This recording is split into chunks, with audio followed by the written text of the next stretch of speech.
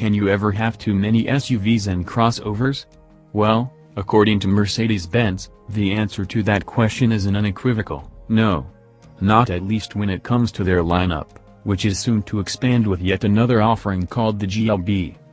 Slotting between the GLA and GLC in terms of size, the GLB will appeal to those that find the former not that good off-road or looking too much like a hatching ladder too big. Think of it as kind of a reincarnated GLK.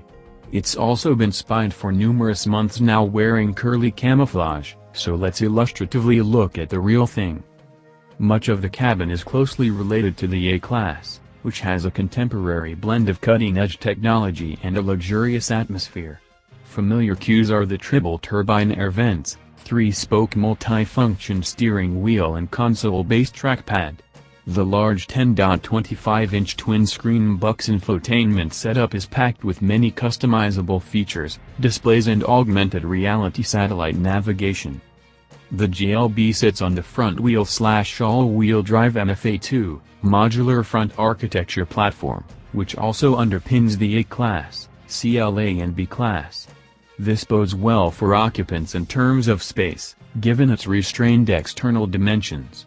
Ride and handling benefit too, however, make no mistake, this is no rock crawler or track weapon.